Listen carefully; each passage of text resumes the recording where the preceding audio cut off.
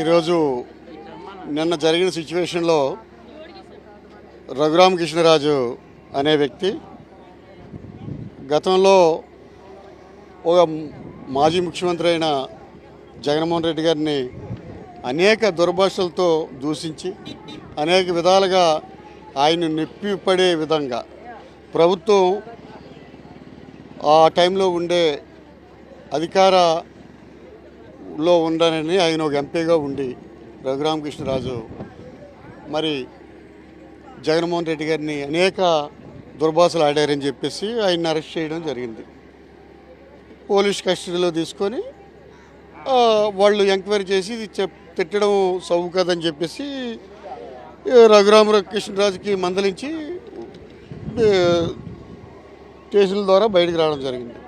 ఈరోజు అదేవిధంగా నన్ను అక్రమంగా కేసులు పెట్టి నన్ను ఇరికించారని చెప్పేసి జగన్మోహన్ రెడ్డి గారిని సిఐడిని ఆ టైంలో పనిచేసిన వాళ్ళని ఈరోజు జగన్మోహన్ రెడ్డి గారు ఆ రోజు ముఖ్యమంత్రిగా ఉన్నారని ఈయనే చేయించాడని ఓ కుట్రకోణంలో వ్యక్తిగత దూషణలు దుర్భాషలతో మాట్లాడారని చెప్పేసి పోలీసులు తన చట్టం పరిధిలో తీసుకొని దాన్ని వాళ్ళు ఏం చేయాలో ఆ విధంగా మందలించి రఘురామకృష్ణరాజుని బయటకు చేయడం జరిగింది. అదే కాకుండా ఈరోజు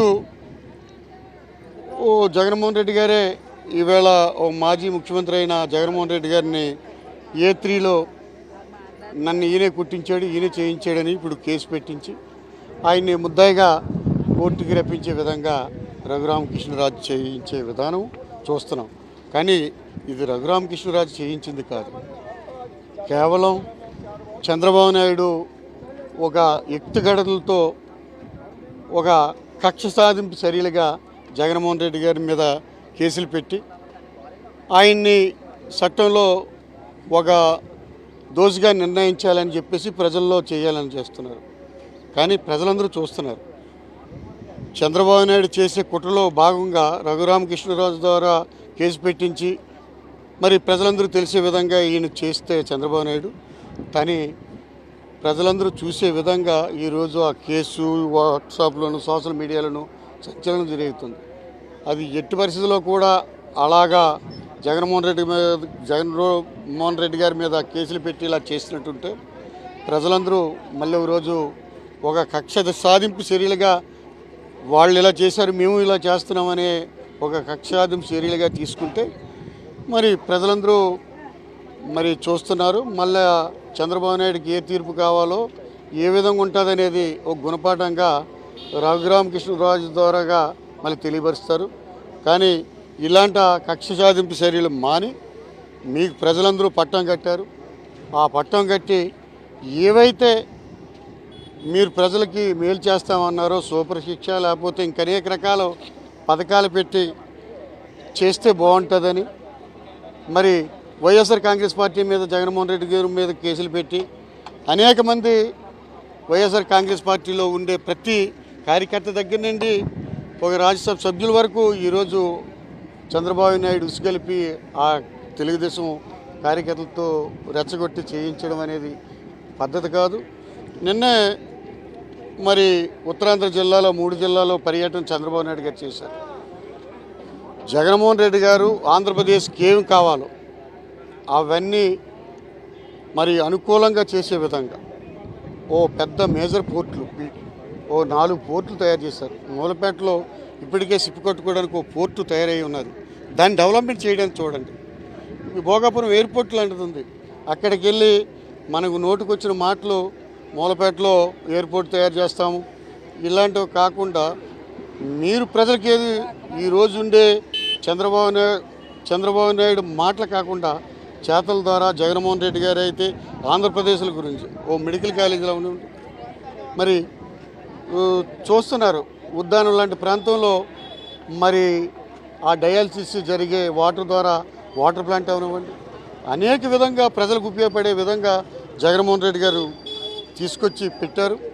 ఈరోజు ఎయిర్పోర్ట్ ఇంకా డెవలప్మెంట్ చేయాలంటే వెంటనే దాన్ని ఎంత తొందరగా పూర్తి చేస్తే అంతర్జాతీయ ఎయిర్పోర్ట్గా ఇక్కడ విశాఖపట్నం జిల్లాకి విజయనగరం జిల్లాకి శ్రీకాకుళం జిల్లాకి మంచి పేరు వచ్చే విధంగా చేయండి. మూలపేట పోర్టులో మరి షిప్పులు కట్టే విధంగా రవాణా చేసే విధంగా ఇంకా ఆంధ్రప్రదేశ్ డెవలప్మెంట్ అయ్యే విధంగా చేయండి. అంతేగాని ఇది కక్ష సాధింపు చర్యలుగా తీసుకుంటే ప్రజలందరూ చూస్తున్నారు. వైఎస్ఆర్ కాంగ్రెస్ పార్టీ మరి జగన్మోహన్ రెడ్డి గారి మీద ఇలాంటి తప్పుడు ఆలోచనలు తప్పుడు కేసులు పెడితే ఏ కార్యకర్త చూస్తూ ఊరుకోలేరు. మళ్ళా ప్రజలందరూ తిరగబడి తగిన గుణపాఠం చేస్తారని తగిన విధంగా మరి చంద్రబాబు నాయుడుకి కానీ రఘురామకృష్ణరాజుకి కానీ ఆ కూటమి ప్రభుత్వంలో ఏర్పాటు చేసిన ప్రతి ఒక్కరికి కూడా ఇది తగిన చర్య మరి గుణపాఠం ప్రజలే చెప్తారని ఈ సందర్భంగా మా అందరం కూడా తెలియపరుచుకుంటున్నాం. అంటే ఏదైతే సూపర్ సిక్స్ ఉందో ఆ సూపర్ సిక్స్ అమలు చేయలేదు. మత్స్యకారులకు ఇస్తామన్న 20,000 కానీ, అమ్మఒడి కానీ, లేదంటే రైతులకు ఇస్తామన్న 20,000 కానీ, వాటిలన్నింటినీ కూడా దృష్టి మరల్చడం కోసం ఇటువంటి తప్పుడు కేసులు పెడుతున్నారని మీరు అర్థమవుతుంది కదా సార్. ప్రజలందరూ మంచి తీర్పు ఇచ్చారు కూటమి ప్రభుత్వంకి. కూటమి ప్రభుత్వం తీర్పు ఇచ్చారంటే జగన్మోహన్ రెడ్డి గారు ఏవైతే కలలు కానీ ఈ ఆంధ్రప్రదేశ్ని మంచి ఉన్నతమైన రాష్ట్రంగా తీర్చిదిద్దాలని పోర్ట్లో ఉన్నవండి, ఫిషింగ్ హార్బర్లో ఉన్నవండి, అనేక మరి ఉద్యానం లాంటి ప్రాంతంలో ఇలాంటి ఎయిర్పోర్ట్లు కానివ్వండి, మరి ఇవన్నీ డెవలప్మెంట్ చేస్తే మధ్యలో కొంత వరకు ఆగింది. మరి ఇవన్నీ ఒక కక్ష సాధింపు చర్యలాగే కనిపిస్తుంది కనుక ఈ డెవలప్మెంట్ గురించి చూడండి. ప్రజల మీద అనేక రకాల భారం వేసి అనేక రకాల ఆరోపణలు చేసి మాజీ ముఖ్యమంత్రి జగన్మోహన్ రెడ్డి మీదుగా పార్టీ వైఎస్ఆర్ పార్టీ మీద అబండాలు చేయడం కాకుండా కంపల్సరిగా ఇది మనం చంద్రబాబు నాయుడు 2014లో ఏవైతే అబద్ధం హామీలు చెప్పి అధికారంలోకి వచ్చారు 2014 నుండి 2019లో వాళ్ళు పరిపాలన చేశారు. 2019 నుండి 2024లో జగన్మోహన్ రెడ్డి గారు ఈ రాష్ట్రాన్ని ఏ విధంగా అభివృద్ధి చేయాలనేది చూశారు. మళ్ళీ 2024లో చంద్రబాబు నాయుడికి కూటమి ప్రభుత్వంలో మరి ఆయనకు పట్టం కట్టారు. అబద్ధాలు హామీలతో సూపర్ సిక్స్ అని, అమ్మఒడని, మత్స్యకార భరోసా 20,000 ఇస్తామని అది ప్రవేశపెట్టండి. ఏవైతే నువ్వు ఎలక్షన్ వాగ్దానంలో చేశారో అవి ప్రవేశపెట్టి ప్రజలందరికీ ఇస్తే ప్రవేశపెడితే అది బాగుంటుంది. కానీ ప్రజలందరికీ అనేక రకాల ఇబ్బందులు పెట్టి లేకపోతే వైఎస్ఆర్ పార్టీ మీద కక్ష సాధింపు చర్యలు చేసుకునో లేకపోతే ఇంకా ఉండే కార్యకర్తల మీదో ఎమ్మెల్యేల మీదో మాజీ శాసనసభ్యుల మీదో మాజీ మంత్రుల మీదో అనేక రకాల రూమర్ చేయకుండా మరి మనం అప్పుడే చూసాం.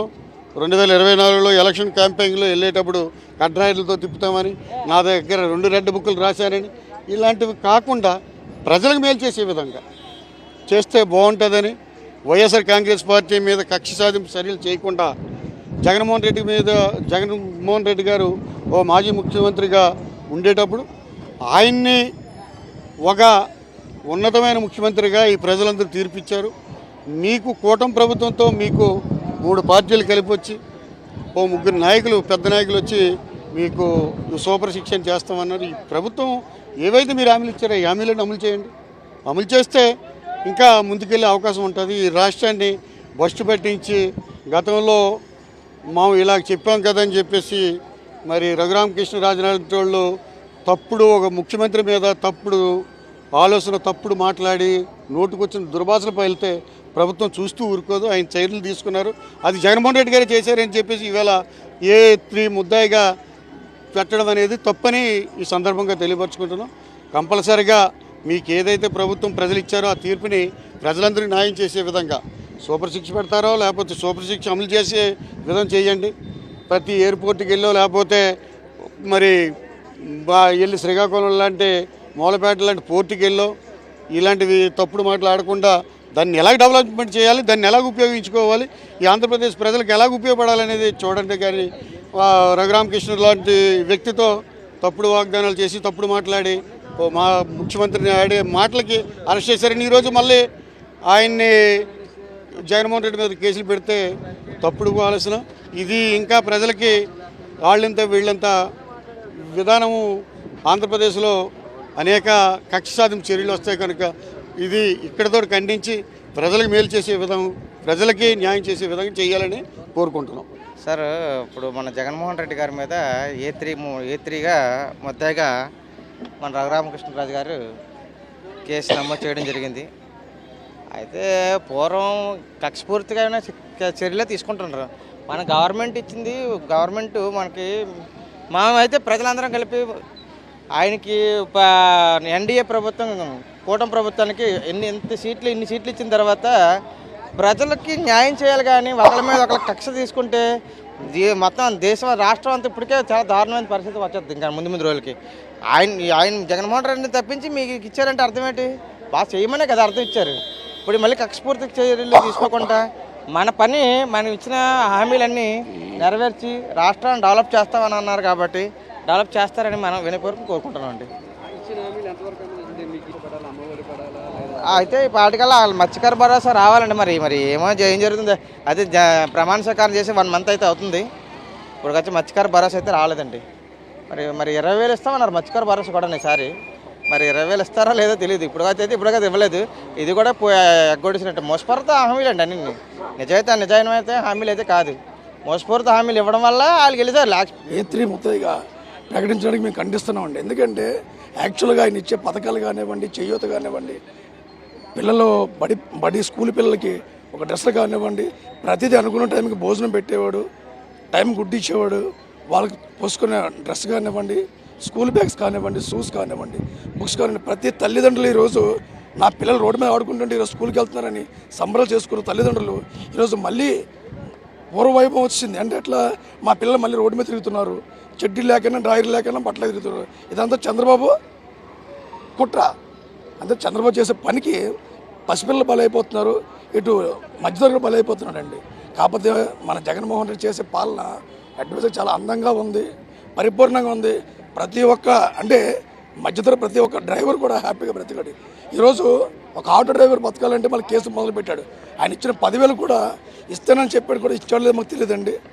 మా మత్స్యకార భరోసా అయితే టైంకి మే 15వ తారీఖు కల్లా పడిపోయేది. ఇప్పుడు జూలై 15వ తారీఖు ఇంతవరకు మత్స్యకార భరోసా మాట్లాడలేదు మన చంద్రబాబు నాయుడు గారు. అలాగే ఆయనకి ఎన్నుకునే వాగ్దానాల మీద ఈరోజు ప్రజల్ని హింసిస్తున్నాడు చంద్రబాబు. అంటే ఆనాడు జగన్మోహన్ రెడ్డి ఇచ్చే పథకాలన్నీ అమలుపరిచి 5 ఏళ్ల పాలనలో సుస్థిర ప్రభుత్వాన్ని అందించి ప్రతి ఒక్క మనిషికి ఏది ఇవ్వాలో అది ఇవ్వగలిగాడు.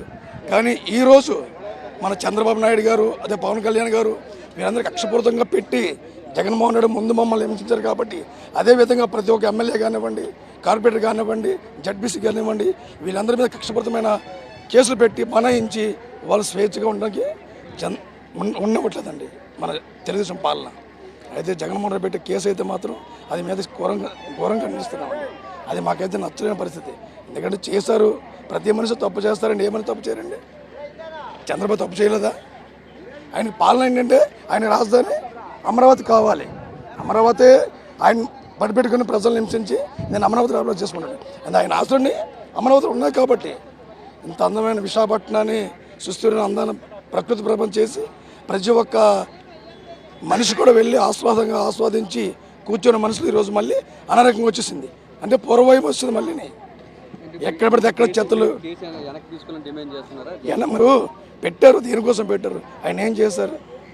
చేసినవన్నీ చేసుకొచ్చిన పనులని మంచి పనులు చేశారు ప్రజలకి. అది కూడా అందించే మనుషులు లేకుండా చేస్తారు. పని మీరైనా చేయండి మంచి పని. మళ్ళీ మీకు ప్రజలు మళ్ళీ మీరు మంచి చేస్తారని మీకు మళ్ళీ పట్టా కట్టారు.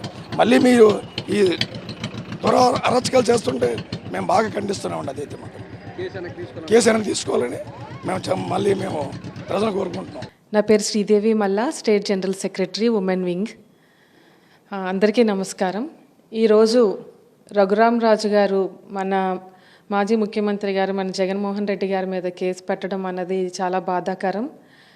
మనం పూర్వం రాజకీయాలు అంటే ఎలా చూసేవాళ్ళం అంటే, అప్పుడు జగన్మోహన్ రెడ్డి గారినే చూసుకుందాం.